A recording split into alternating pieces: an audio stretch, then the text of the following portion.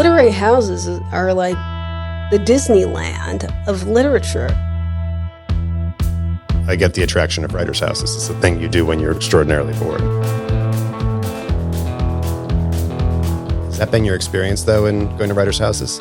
Like, do you have the you know what? My experience is like, God, some of these writers rich. This is Dead Writers, a show about great American authors and where they lived. I'm Tess Giscombe. And I'm Brock Clark. A decade ago, I became obsessed with saving Harriet Beecher Stowe's house in Maine. Then I did save it, but I'm still obsessed with literary houses, and not just Stowe's. I wrote a novel called An Arsonist's Guide to Writers' Homes in New England because I couldn't figure out why anyone goes to writers' homes, let alone tries to save them. You'd think I'd hate Brock. But you're my colleague. You can't hate me. It's true. That would be awkward. So instead of hating each other, we made this show.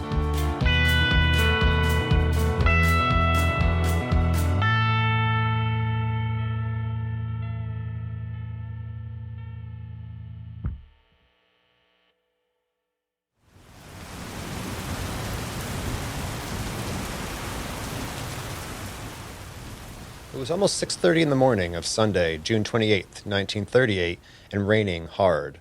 The car had just crossed the bridge into Wiscasset, Maine, and was about to cross the train tracks. There was a train coming, but the rain was pounding on the roof of the car, and the windshield was thick with water. The car's driver and its famous passenger didn't see or hear the train. Or they did, but only once it was too late. Brock and I are in Wiscasset. It's known, at least according to the sign that greets visitors as they drive along Route 1, to be the prettiest village in Maine. A town that we're also getting to know as the site where the great author, songwriter, and civil rights activist James Weldon Johnson was killed by a train. A horrible end to a remarkable life that took him here, there, and everywhere, and that began 1,300 miles south of that train crossing in Wiscasset.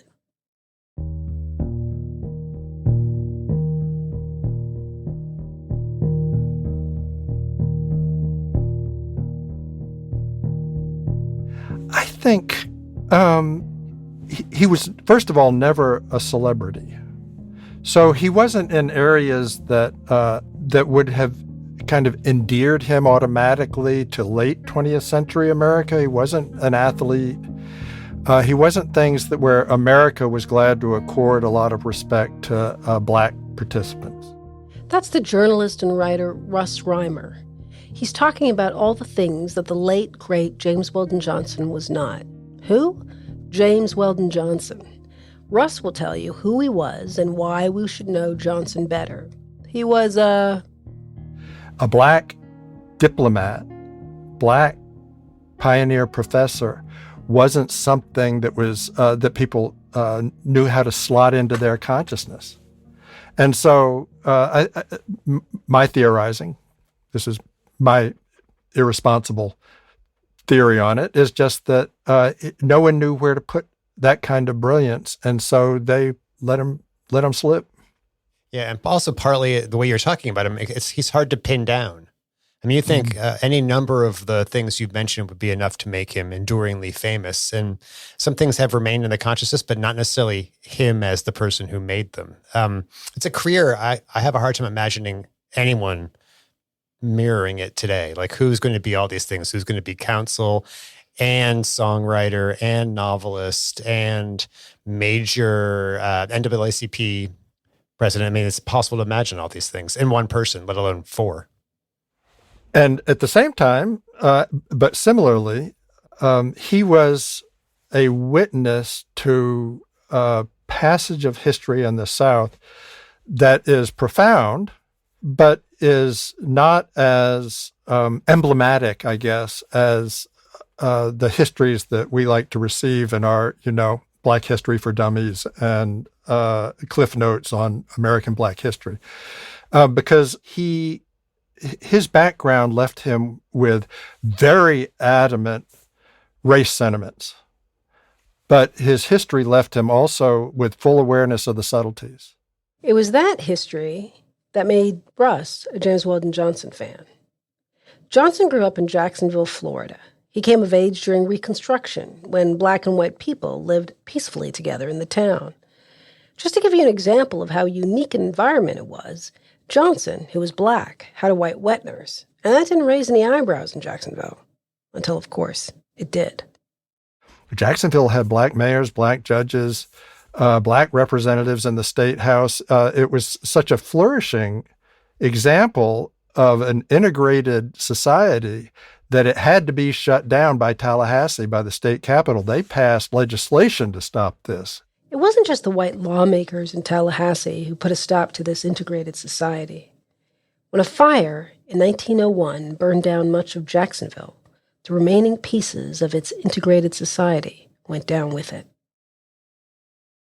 And the people who came to rebuild it were crackers out of the Hinterwoods, So, and that ended this era of amity between the races.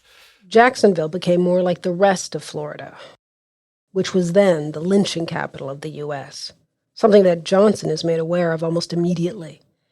Johnson, who at this point is 30 years old, the principal of a prestigious high school, a lawyer, and an esteemed figure in town, is attacked by a white mob while he's out walking with a light-skinned black woman who they mistake for white. So here's somebody who grew up suckling at the breast of a white woman, attacked by a mob for supposedly walking with a white woman. And in that contrast is an encapsulated history that he took to heart. And, it infuses Autobiography of an Ex-Colored Man or Along This Way.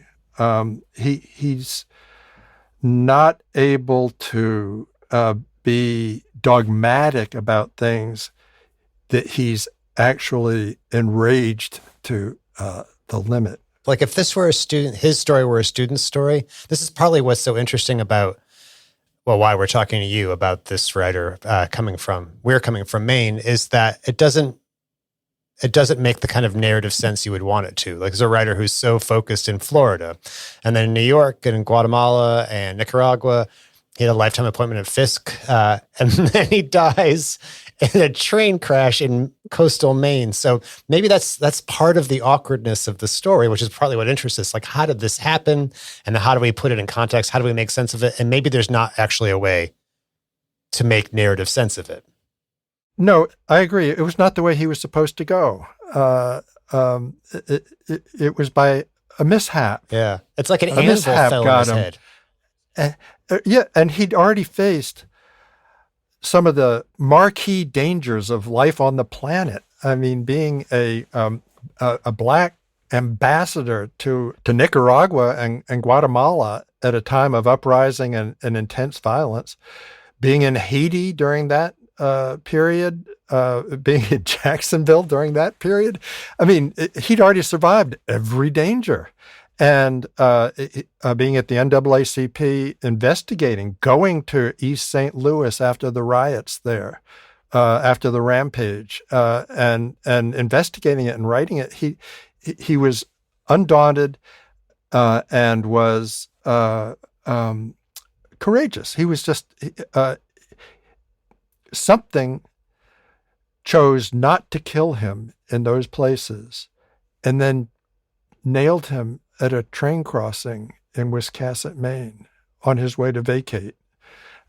I agree. It's worrisome. This probably isn't what Maine had in mind when they chose the nickname Vacation Land. Right. Come to vacation in Maine and get killed by a train. It helps to laugh. Does it? I have no idea. Russ is right. The whole thing is worrisome, especially for us, the co-hosts of a podcast about the Maine houses of dead writers. But James Weldon Johnson doesn't even have a house in Maine.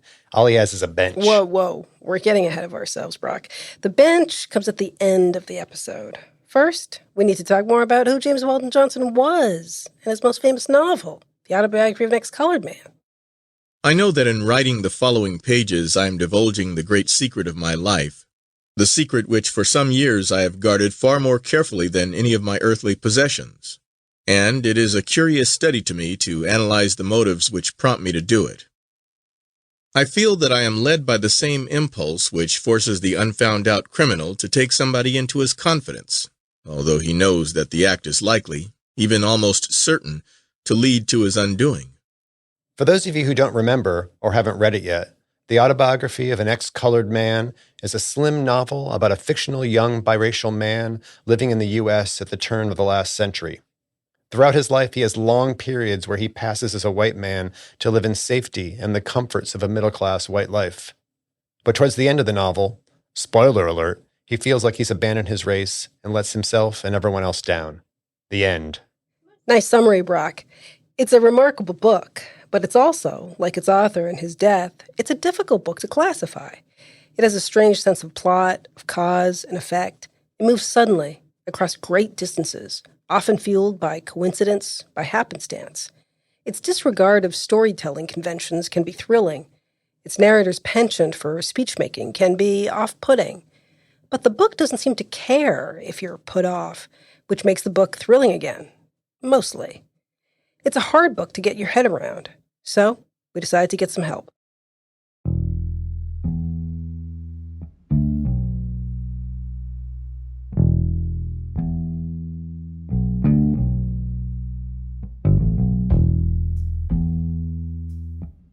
Poet C.S. Giscombe read Autobiography of an Ex-Colored Man for the first time 20 years ago and disliked it.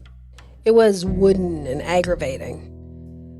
But when he was prepping for a class on narratives of racial passing at UC Berkeley in the spring of 2024, he decided to give it another shot. It's not a Bildungsroman, right? You identify with the character, and the character goes through trials and tribulations and triumphs over them. That's what autobiography is, right? You're supposed to, and Douglas is an obvious example of this. You're supposed to, arrive at a good place at the end of But not here. We don't arrive at a good place at the end of this novel. No, we arrive at a very strange place at the end of the novel. Could you describe that place where we arrive at the end of this weird novel? Well, we arrive at a mix of, as I said, his endorsement of of his own heroes, and certainly our own heroes in terms of 20th century blackness, and his own kind of staring at them and realizing to some extent that he's not part of them. But I hesitate to think of him as a real character. And in fact, I'll confess something to you. Maybe we can cut this out of the podcast. Reading this, the thing that I thought of was, are you familiar with the work of Matt Groening? No. What has he written? The Simpsons. Oh, of course I am. Yes. But it reminded you of The Simpsons? Reading James Weldon Johnson reminded you of The Simpsons? No, it reminded me not of The Simpsons. That's the one that I'd expect you to be familiar with. Oh, okay. But of Futurama. Oh, right. His other cartoon series. Other cartoon series in which there's the main character is somebody named Fry, who is incredibly naive, laughably naive. And I can talk a lot about Fry, but my students don't know Futurama, so I bring it up and they say, "What are you talking about?" But the narrator, let me get this straight. The narrator of Johnson's novel reminds you of Fry from Futurama. Sure. Yeah. And what's the connection? Their naivete? Their naivete. They're not getting things, and they're incredibly self-serving. Mm-hmm. And so this is a very profoundly self-serving person. But in spite of that, in spite of the main characters or the characters, the narrators, the speakers, self-servingness, there's a lot of other stuff that's packed into the novel, including, it seemed to me, comments on the form itself, which is the thing that I'm profoundly drawn to at this moment. Cecil has actually been to Wiscasset, Maine, at least once. He's telling me about a 44-mile bike ride he did in the 1980s from Kennebec County all the way to Reed State Park, passing through Wiscasset. At that time, he didn't know anything about James Weldon Johnson's connection to Wiscasset or Maine, but that's since changed. I think about Wiscasset, as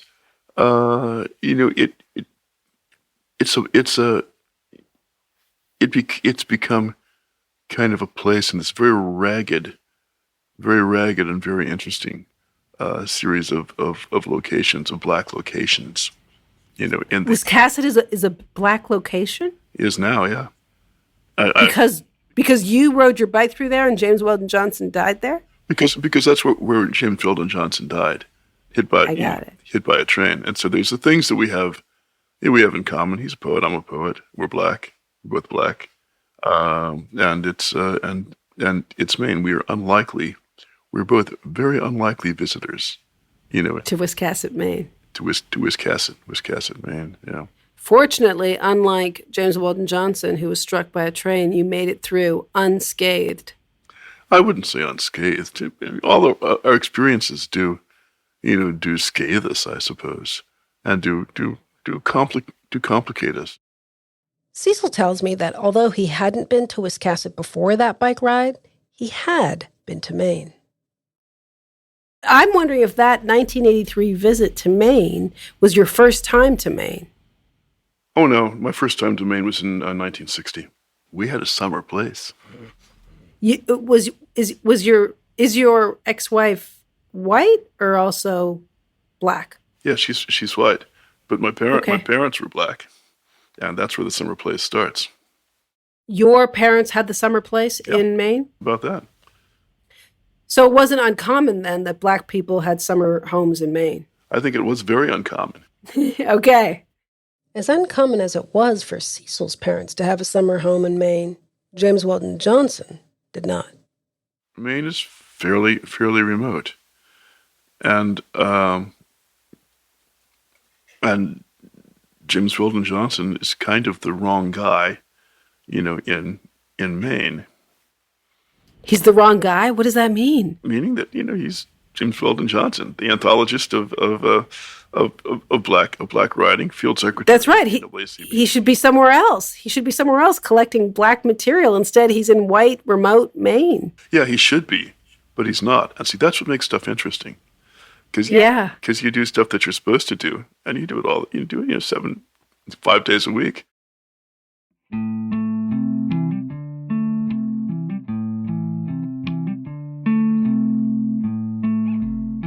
We catch Johnson's great-grandniece, Melanie Edwards, walking home from work in New York City on a busy spring evening.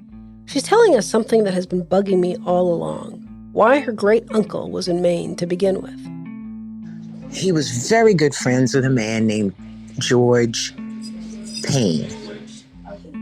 The two men knew each other from working together at the NAACP. And George Payne was a nice preacher's kid from Tennessee, a Southern white man. It was through Payne that James Weldon Johnson got his position as a professor at NYU, where he became the first African American to hold the title. Another one of his many accomplishments. And Johnson and Payne became good friends, and they did what friends do. They hang out, they visit each other's houses. The Johnsons had a summer home in Great Barrington in Massachusetts, and the Paynes had a home in Dark Harbor on the mid-coast of Maine, where Johnson and his young wife Grace would visit in the summer. It doesn't seem a significant act now, but for the Johnsons and people of that era to have black and white and Jewish people, barbecuing and visiting each other's homes and all was rather a bold thing to do, and it was socially precarious. Melanie thinks that this friendship is emblematic of Johnson, but she's quick to say that we shouldn't take Johnson's own close friendship with Payne as a sign that he was happy with the way things were for African Americans in the U.S. As with many African Americans who have had some political weight, James Weldon is being flattened by just being the author of God's Trombones or, associated with the NAACP. So people mistake or ignore his ability to articulate anger with not being angry at all. And I've read a few essays and I'm just like, ha ha ha ha ha. Just because he didn't throw bricks through windows doesn't mean that he was not angry. Not defeated, however. He believed that America could be made to make good on the promises it offered. He was well aware that a lot of people were going to spill some blood getting that to happen, but he ultimately believed that America would allow Black people initially and others, Jewish people, whoever was, othered, would get, a closer place at the table. I think this poem, We to America by Johnson, gets to some of that anger that Melanie is talking about, and some of that expectation of having to express his plight as an African American in a specific way for white people to accept it. Here's Johnson reading it himself at Columbia University on Christmas Eve, 1935. How would you have us, as we are, or sinking neath the load we bear? Our eyes fixed forward on a star, or gazing empty at despair? Rising or falling, men or things, with dragging pace or footsteps fleet, strong, willing sinews in your wings, or tightening chains about your feet. Melanie went to college at Emerson in Boston. Her family had a house on the Cape. So New England isn't new to her, but Maine is. She didn't really have a relationship to Maine when she was first contacted about a memorial for her great-uncle in the small town of Wiscasset. And I can't help but wonder if it doesn't feel weird to her to have her great-uncle memorialized in this somewhat random place that the family has no connection to. It is what you see, a place that has suddenly been thrust into the custodianship of a man with whom they have no connection ethnically, politically, geographically. And now they're kind of coerced into being a host of a sort. And the bench was the effort of one person who saw the benefit and the honor of having this odd relationship with this person of such great renown. And that was exactly what was done. Former Wiscasset selectman Heather Jones made a bench for James Weldon Johnson. Or rather, for anyone else who wants to sit down in Wiscasset and contemplate Johnson or life. I had a big chunk of wood in my shop that kind of looked like that, that kind of was the start of my idea of how to make it look. So, what kind of wood is that? That's white oak and purple heart. Purple heart? Yes. Have you heard of that? No. No. Is that a type of tree? Yeah, it's from South America, and I don't know what they call it down there. Oh, okay. Here they call it purple heart. So the bench has... We're standing by the bench, which is almost at the top of a grassy hill next to the main thoroughfare in town.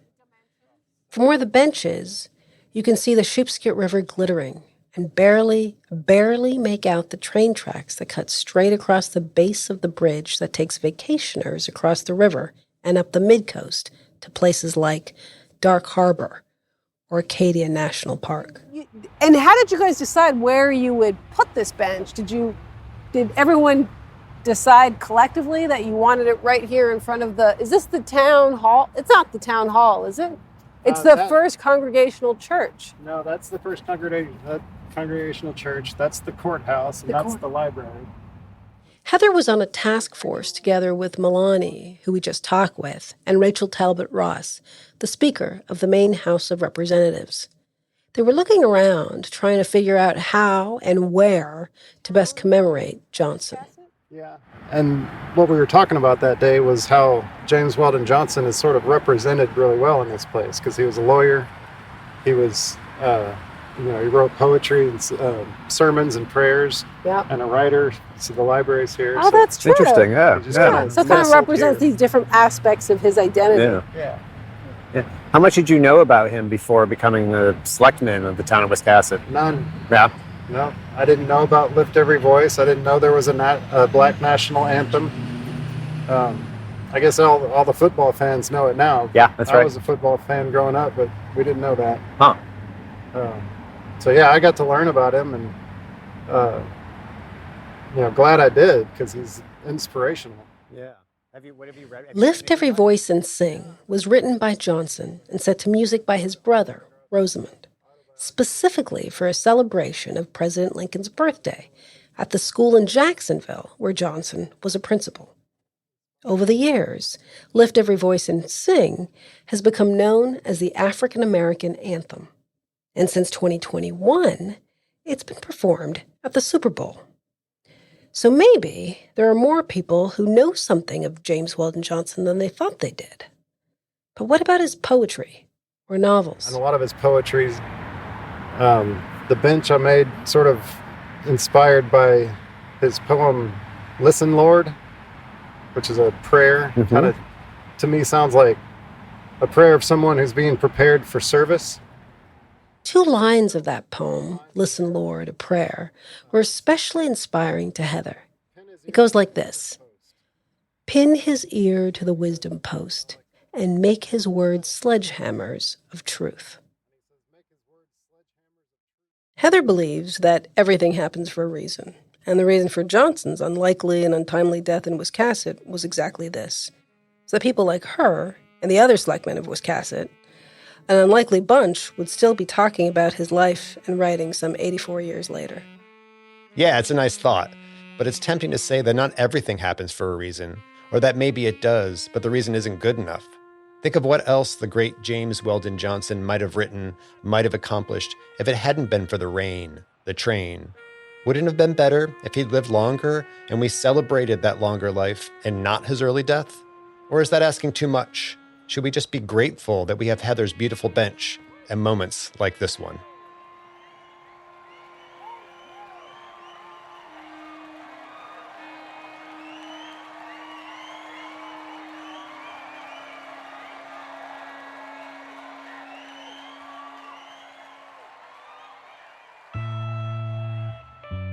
You've listened to Dead Writers with me, Tess Chicalico. And me, Brock Clark.